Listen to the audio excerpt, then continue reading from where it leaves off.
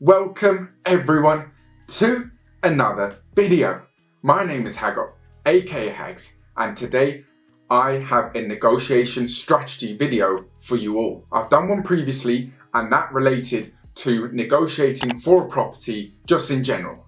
This time I want to focus on off-market property deals and how to really negotiate that to get the best price possible for not only you but also to put across to the potential seller to also have a good deal at the end of it as well. So let's get straight into it and discuss how do you even find these deals in the first place. So I've got three really good strategies. So the first one is letter drop-offs. You want to make this as personalized as possible, whether you handwrite this, which might take some time, or you at least just sign it whenever you possibly do a viewing or just around the area that you're happy with, and just drop these things off left, right and center to properties that you look from the outside and see there could be some work doing to it, or it looks like no one even lives there. My next strategy is a website.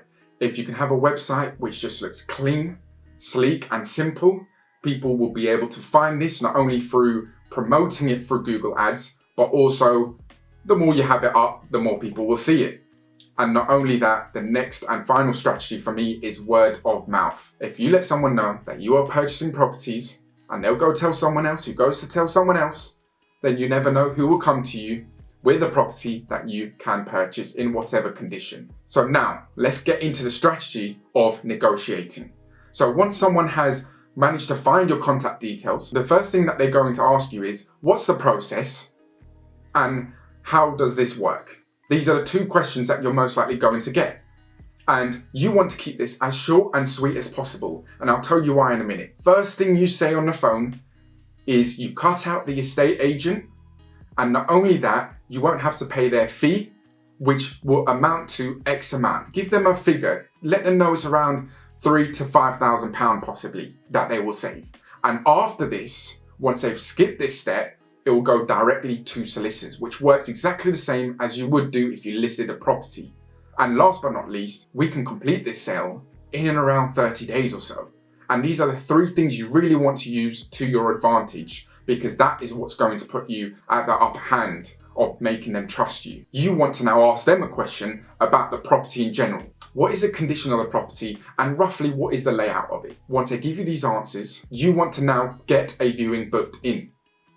And always work on their terms. I can't stress this enough. Work on their terms. If they say Saturday 9 a.m, go do Saturday 9 a.m. Just so, again, they feel comfortable and they understand that you're going out of your way as well to come and see that property. Once you've got everything lined up, you now want to go and get your comparables, like I've said previously.